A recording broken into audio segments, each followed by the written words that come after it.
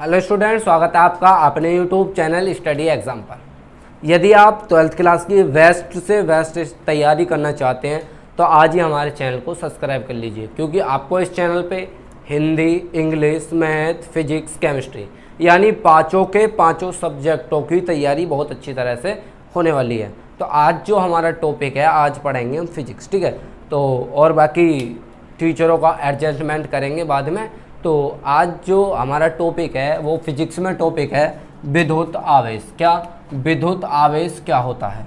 तो सबसे पहले हम इस डेफिनेशन को, तो बहुत छोटी सी डेफिनेशन लिखवाई है मैंने, जो कि आपके लिए 1 से आधा नंबर पक्का दे सकती है, ठीक है। बोर्ड एग्जाम की दृष्टि से बहुत ज़्यादा मोस्ट इम्पोर्टेंट है, और बाकी 9th, 10th, 11th, 12th all board के लिए तो इम्पोर्टेंट ये वाली वीडियो है ही है। बाकी कंपटीशन एग्जाम में भी आपके लिए काम करेगी बहुत अच्छी तरह से। तो हम एक वैसे सिंपल तरीके से समझते हैं। जैसे ये कांच की छड़ ली हमने, ये सबसे पहले ये वैज्ञानिक जिन्होंने नियम दिया था, और यहाँ पर मैंने क्या किया, एक बिल्ली की खाल ले ली। हमने क्या कराया कि ये जो कांच की छड़ है,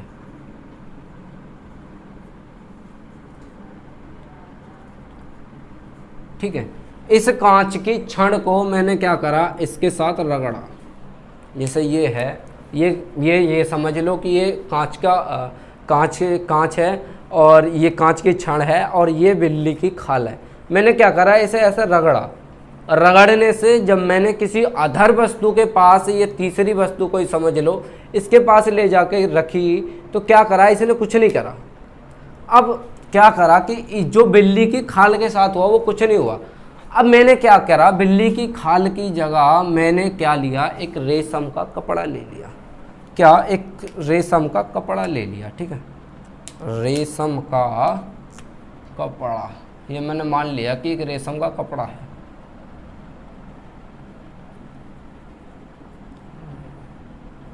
रेशम का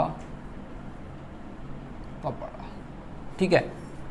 अब मैंने क्या करा, ये समझ लो कांच की छड़, और ये समझ लो रेशम का कपड़ा। और जब मैंने इसे बहुत बारीकी से रगड़ा, रगड़ने के साथ जब मैं तीसरी वस्तु के पास लेकर गया, तो ये एक दूसरे के लिए आकर्षित होने लगे। इसके जो पार्टिकल्स थे, यानी जो इसके इलेक्ट्रॉन थे, वो इस पे आने लगे, और जो इसके जो इलेक्ट्रॉन थे वो इस पर जाने लगे। यानी रगड़ने से क्या हुआ कि एक दूसरे का इलेक्ट्रॉनों का आदान प्रदान हुआ। यानी इसके इलेक्ट्रॉन इस पे, इसके इलेक्ट्रॉन इस पे, ठीक है।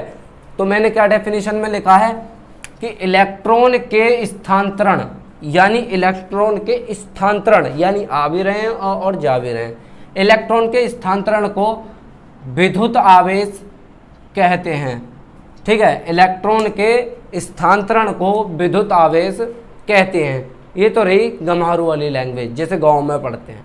अब शहर वाली लैंग्वेज क्या बोल सकते हैं हम? शहर वाली लैंग्वेज हम ऐसे बोल सकते हैं कि जब हमने किसी कांच की छड़ को किसी रेशम के साथ रगड़ा, और रगड़ने पर क्या हुआ, इसमें से इलेक्ट्रॉन स्थानांतरण हुए। इलेक्ट्रॉन के स्थानांतरण को ही क्या कह सकते हैं हम? विद्युत आवेश कह सकते हैं, ठीक है। मिनिमम हम ऐसे लिख सकते हैं। तो ये वाली तो डेफिनेशन बहुत अच्छी तरह क्लियर हुई होगी, तो जल्दी से इसका ले लो स्क्रीनशॉट। अब नेक्स्ट टॉपिक की तरफ चलते हैं। तो नेक्स्ट जो टॉपिक है, अब ये टॉपिक ये है कि जो आवेश जो होते हैं वो कितने प्रकार के होते हैं, यानी आवेश के प्रकार।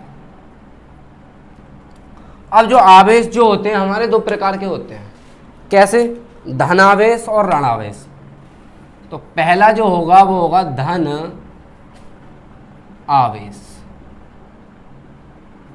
और जो सेकंड जो होगा वो होगा ऋण आवेश, ठीक है। तो पहला जो होगा, पहला कौन सा होगा? धनावेश, यानी पॉजिटिव वाला। धन का मतलब प्लस, ऋण का मतलब माइनस। ऋण का मतलब माइनस ही तो होता है, घटा। तो धनावेश यानी आवेश के प्रकार हम 2 प्रकार के कह सकते हैं, धनावेश और ऋणावेश।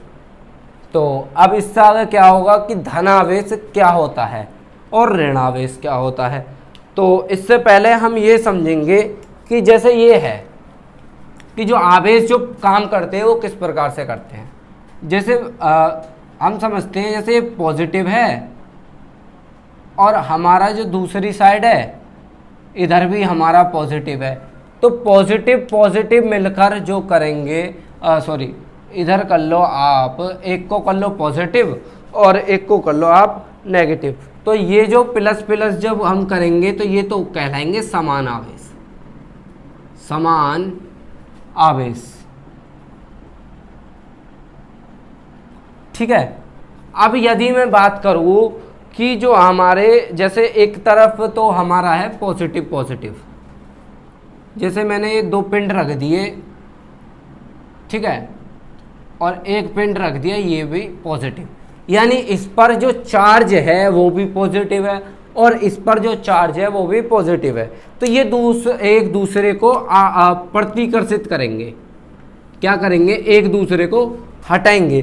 तुमने बचपन में करा होगा कि जैसे एक चुम्बक है और सेकंड ये वाली चुम्बक है, तो ये नॉर्थ पोल साउथ पोल और साउथ पोल और नॉर्थ पोल, 2 चुम्बकों को ऐसे रख दो, ठीक है, और 2 चुम्बकों को ऐसे रखेंगे तो जब साउथ और साउथ भिड़ेंगे तो क्या करेंगी? एक दूसरे को इतनी दूरी पर और हटा देंगी। जैसे पहले यहाँ पर थी तो अब ये दूरी पर हट के कहाँ पर हो जाएंगी, यानी इनका जो है नॉर्थ पोल और साउथ पोल और साउथ पोल मिलाया तो क्या हुआ? हमारा दक्षिणी ध्रुव और दक्षिणी ध्रुव मिलाया, क्या हुआ? ये दूसरे को एक दूसरे को आकर्षित कर रही है। जैसे ये समझो, ये वाला भी हमारा प्लस क्यू आवेश है और ये वाला भी प्लस क्यू आवेश है, तो ये क्या करेंगे? एक दूसरे को ऐसा हटाएंगे। हटाने को क्या कहेंगे? प्रतिकर्षित बल, यानी इनके बीच में एक फोर्स लग रही है और उस फोर्स का नाम कर सकते हैं हम प्रतिकर्षित बल। अब दूसरी कंडीशन क्या बनती है? दूसरी कंडीशन ये बनती है कि जैसे एक तरफ ये मान लो पॉजिटिव और दूसरी तरफ ये मान लो नेगेटिव, तो इस कंडीशन में क्या होगा? तो इस कंडीशन में ये होगा कि जैसे ये तो है पॉजिटिव और ये वाला है नेगेटिव, ठीक है, तो ये क्या करेगा कि एक दूसरे को ये करेंगे प्रतिकर्षित, नहीं सॉरी, ये एक दूसरे को आकर्षित करेंगे, ये एक दूसरे को अपनी तरफ अट्रैक्ट करेंगे। यानी हम कह सकते हैं कि ये जो भगाएंगे, ये वाले तो भगाएंगे इन्हें दूर, यानी दूरी तो हटाएंगे ऐसे करके, एक दूसरे से दूर हट रहे हैं वाले तो, और ये बहुत ऐसे सोचेंगे भाई तू मेरे से बहुत साल बाद मिला है और तू भी बहुत साल बाद मिला है, दोनों आके जल्दी से गले मिल ले। तो ये दोनों क्या करेंगे? ये दोनों जल्दी से गले मिलेंगे। यूँ कहेगा कि तू मुझे कल मिला, तू भी कल मिला, तू पर हट मैं पर हटूँ, तो ये वाला इनका ये वाला हिसाब किताब है, ठीक है। यहाँ तक कोई डाउट? तो ये तो रहा हमारा आवेशों को, यानी किस प्रकार से जो बल जो लगेगा आवेशों के जो बीच बल लगेगा वो किस प्रकार से बल लगेगा। यानी यदि प्लस और माइनस है तो एक दूसरे को अट्रैक्ट करेंगे, यानी आकर्षित बल लगाएंगे, और यदि प्लस है और प्लस है या फिर माइनस है और यहाँ भी माइनस है तो ये दूसरे को एक क्या करेंगे? समान जो आवेश होते हैं सदैव एक दूसरे को प्रतिकर्षित करते हैं, यानी एक दूसरे को अपनी तरफ से अलग हटाते हैं। नो भाई तू दूर हट, तू मुझसे कल मिला, आज मत मिला, ठीक है। तो जल्दी से इसका स्क्रीनशॉट ले लो। तो आज की वीडियो को हम थोड़ा ज़्यादा लंबा नहीं बड़ा करेंगे, क्योंकि आज जो हम बता रहे हैं वो चैप्टर 1 का बेस कर रहे हैं, ठीक है। तो इसके बाद थोड़ा सा एक और टॉपिक रहेगा है, मैं उसे और बता दे रहा हूँ, बाकी कल डिस्कशन करते हैं। जैसा आवेश है, तो आवेश यानी आवेश के बारे में हम कुछ महत्वपूर्ण बातें जानेंगे। जैसे आवेश है तो आवेश को किससे प्रदर्शित करते हैं? तो आवेश को जो प्रदर्शित करते हैं वो Q से प्रदर्शित करते हैं, यानी Q से डिनोट करते हैं हम इसे। अब यो आवेश का जो मात्रक है, यानी आवेश का मात्रक,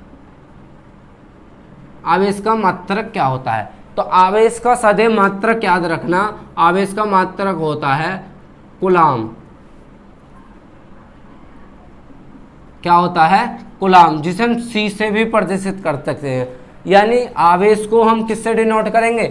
आवेश को हम Q से डिनोट करेंगे, और आवेश का जो मात्रक होता है वो होता है हमारा कूलाम, ठीक है। अब आवेश की विमा निकाल सकते हैं, यानी आवेश की विमा, बीमा निकालने से पहले आप इसका फॉर्मूला पता होना चाहिए।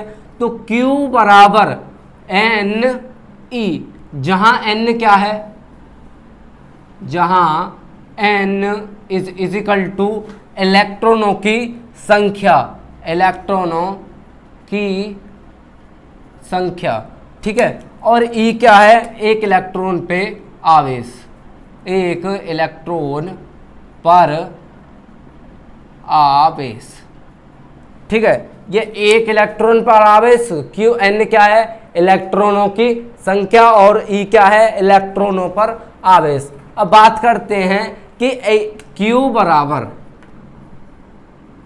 एन ई, ठीक है। ये वाला फॉर्मूला होगा हमारा, Q बराबर एन ई, ठीक है। तो Q बराबर एन ई का जो फॉर्मूला होगा, एक तो फॉर्मूला होता है Q बराबर एन ई, और जो दूसरा जो फॉर्मूला होता है Q बराबर आई और इंटू टी, यानी Q बराबर आई टी। हमारा ये वाला फॉर्मूला होता है। आई क्या है इसमें, आई, जहां आई क्या है, ये फर्स्ट फॉर्मूला है और ये वाला सेकंड फॉर्मूला है। तो सेकंड Q, आई क्या है, विद्युत धारा, विद्युत धारा, और ई टी क्या है, टी है समय,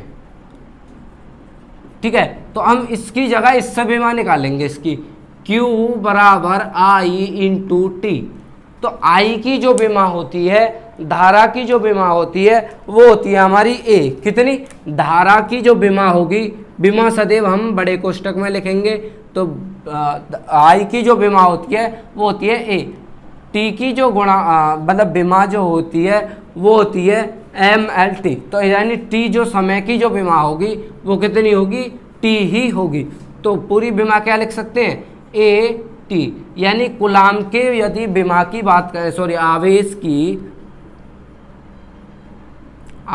की बीमा, तो आवेश की जो बीमा होगी वो जाहिर सी बात है कितनी होगी, एटी होगी, ठीक है। और तो आगे इसमें एक आवेश का संरक्षण का नियम है, वो हम कल डिस्कशन करेंगे, और बाकी तो इसमें कुछ और रह नहीं गा। बाकी मैंने आपके लिए दोनों फॉर्मूले यहाँ पर एक और बार सही से लिखाई दे रहा हूँ मैं। जो Q बराबर जो होता है, एक तो होता है एन ई, इसे मान लो समीकरण नंबर 1, और Q बराबर होता है आई इंटू टी, इसे मान लो समीकरण नंबर 2।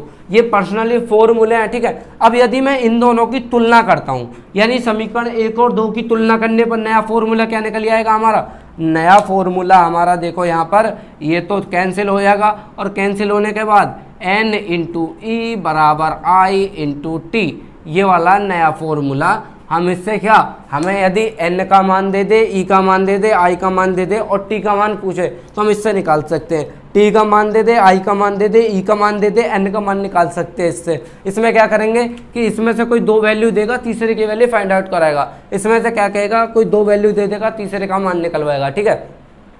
तो आज की वीडियो को यहीं पे समाप्त करते हैं। तो जल्दी से इसका स्क्रीनशॉट ले लो और आज की वीडियो को यहीं पे करते हैं समाप्त। यदि आपके लिए वीडियो पसंद आई हो तो अपने दोस्तों के साथ दबा के शेयर करें। Thank you watching this video.